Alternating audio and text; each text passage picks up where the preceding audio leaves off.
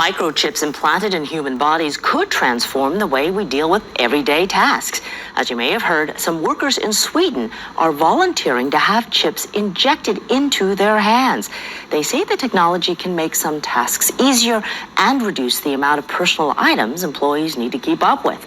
John Blackstone looks at the controversial trend and how it could put your privacy at risk. In a Stockholm business complex, employees gain access not with key cards, but with a wave of a hand. This is something that you can use just like a key badge. At a recent tech conference, Hannes Sjöblad explained how a microchip implanted in his hand makes his life easier.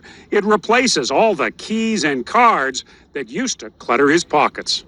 I use this many times a day. For example, to unlock my smartphone, to open the door to my office. Sjöblad calls himself a biohacker. We biohackers, we think that the human body is a good start, but there is certainly room for improvement. The first step in that improvement is getting a microchip about the size of a grain of rice slipped under the skin. Suddenly, the touch of a hand is enough to tell the office printer, this is an authorized user. It felt pretty scary, but at the same time, it felt very modern. The microchips are radio frequency identification tags, the same technology widely used in things like key cards. The chips have been implanted in animals for years to help identify lost pets. Now the technology is moving to humans, but each touch leaves a digital footprint, and that can compromise privacy. We're talking about a nonstop potential connection to my body. I can't turn it off. I can't put it away. It's in me. That's a big problem. Even a dedicated biohacker has concerns. It's very easy to hack a chip implant. So my advice is don't put your life secrets on a chip implant. But biohackers also predict the next generation of chips will save lives by monitoring health and fitness. For now, being chipped means never having to say you're sorry you forgot your key card. John Blackstone, CBS News, San Francisco. Hey, Shalom, Barak Atah Yahweh, Ba'ashem Yahushai, Ba'ashem Yechakodash, the one of the apostles, bishops, elders of Great Millstone, and Shalom, true brothers in the highways and byways, doing the work sincerely and faithfully, and continually fighting that good fight of faith, Lord willing, we have found the number to be delivered, all right? So real quick, the title of the video was Microchips Implanted in Humans, Practical or Perilous? So first I want to just say fair use under the act of educational purposes, not meaning for anything direct, just for entertainment purposes only. That being said, so the clip I just showed you, practical or perilous, all right? And again, this all depends on who you are and what you believe, all right? If you're all about, being here in Babylon the Great, trying to heal Babylon, this is practical. If you're all about the system, if you're about, being a part of the ways of this world, this will be a practical solution for you, because that's going to keep you to be able to be, right on track with your life, your work, your paycheck, the way you live. However, perilous, if you understand the scriptures and you understand what the implications are by taking this thing, this is going to be a perilous thing for you. All right? And we of the hope for the elect, we understand that this is perilous. All right? So let's get a couple scriptures out. This is Isaiah 30:10. It says, which say to the seers, see not, and to the prophets, prophesy not unto us right things, speak unto us smooth things, prophesy deceit, right? So this is what the person who thinks is practical, this is what they're going to say. They're going to want to be lied to. They're going to want to hear something better than, oh, if you take it, you're doomed. They don't want to hear that. They want the prophets to come up and tell them, don't worry about it. It's going to be okay. It's not the mark of the beast that's spoken of in Revelation, as some men who profess themselves to be prophets are doing. They're doing just that. They're telling the masses that anybody that teaches you that the mark of the beast is a microchip is wrong and they're false prophets. That's what they're telling you. All right. So somebody who's loving to be here, loving to want to stay here and build this place up and thinks they have a future here, they want to hear the practicalness of it. All right. So let's continue. This is Amos 9 and 10. It says, all the sinners of my people shall die by the sword, which say, the evil shall not overtake nor prevent us. All right. Now, as we as prophets of the Lord, from the head apostles on down, and many other brothers who are speaking this word in truth and sincerity, we're telling you, don't take it. You know, it's going to be your destruction. It's going to bring you to your demise. All right. But the practical thinkers are saying what? The evil should not overtake nor prevent us. All right.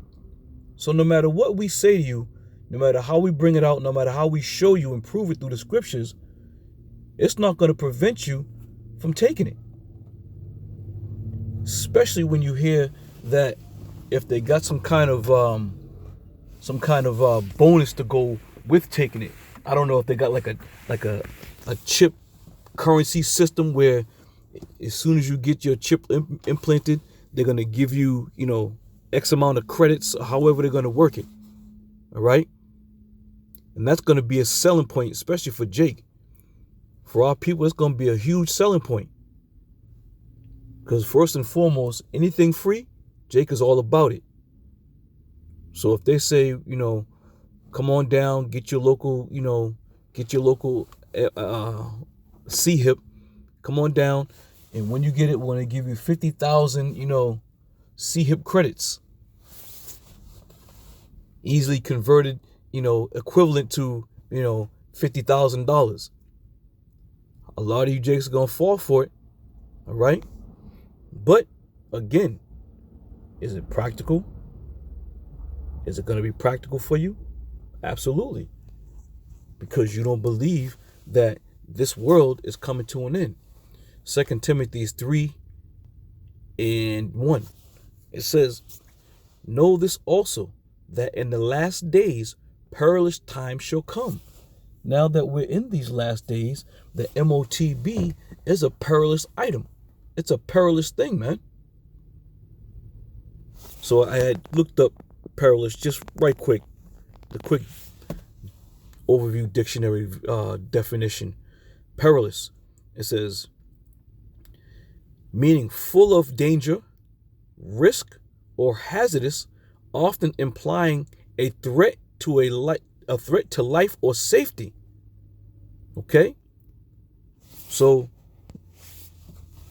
is not this M.O.T.B a perilous thing? Right? But let's get down to it though. Let's get down to it. All right? This is Revelation 14. I'm going to jump to 9 and 10. And it says, and the third angel followed them, saying with a loud voice, if any man worship the beast and his image, and receive his mark in his forehead or in his hand.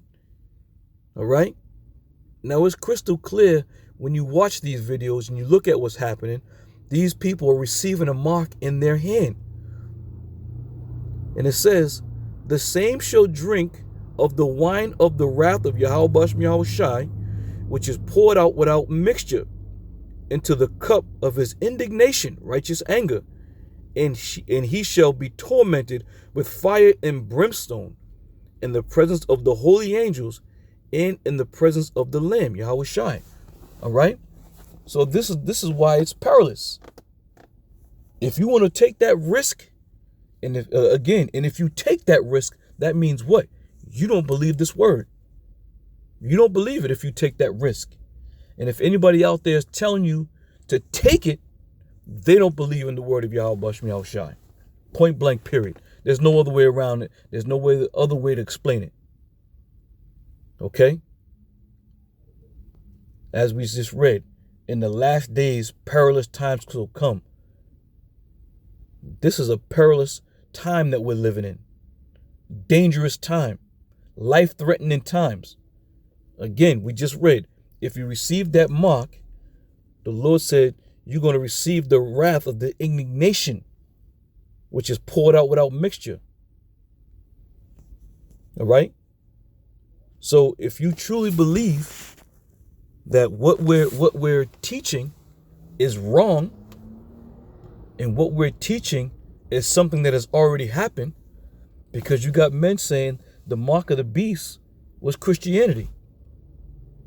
Well, if that's the case, we can't, overturn the word of Yahweh Bashem Yahweh Shai.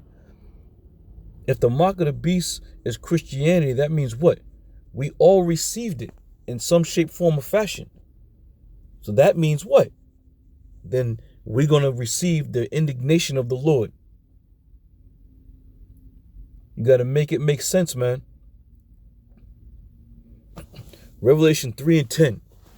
All right. And this is for those who understand that this is a perilous thing.